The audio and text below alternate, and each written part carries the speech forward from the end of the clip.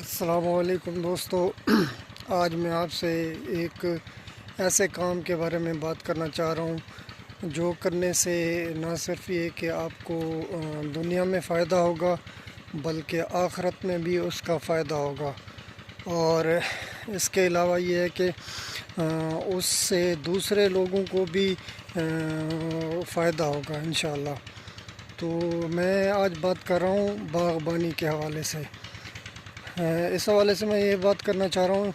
کہ تمام ایسے دوست جن کے پاس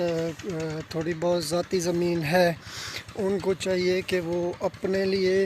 اور اپنے بچوں کے لیے کم از کم زمین کا تھوڑا سا ایریا جو ہے مختص کریں اور اس میں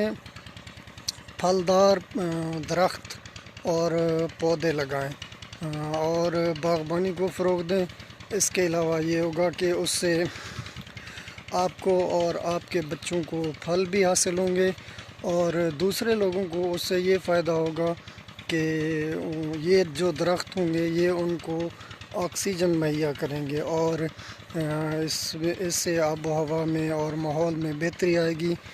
اور آخرت میں اس کا یہ فائدہ ہوگا کہ یہ جو ایک تو درخت لگانا سنت ہے ہمارے نبی پاک صلی اللہ علیہ وسلم کی، اس کے علاوہ یہ ہوگا کہ کیونکہ درخت لگانا صدقہ جاریہ ہے، اور جب تک یہ درخت رہیں گے اور پھل دیتے رہیں گے اور آکسیجن دیتے رہیں گے تو اس سے آپ کو ثواب ملتا رہے گا، جو کہ آخرت میں آپ کے لیے زیادہ راز ثابت ہوگا اور آپ کو انشاءاللہ آپ کے لیے بخشش کا باعث بنے گا۔ یہ دیکھیں جی، میرے پاس تھوڑی سی زمین ہے، لیکن اس زمین میں سے میں نے ایک چھوٹا سا ٹکڑا باغبانی کے لیے مختص کیا ہوا ہے، اور میرے پاس اس وقت جو ہیں آم کے پودے لگے ہوئے ہیں، میٹھے کے پودے لگے ہوئے ہیں، چکو کے پودے لگے ہوئے ہیں، اور انجیر کے پودے لگے ہوئے ہیں،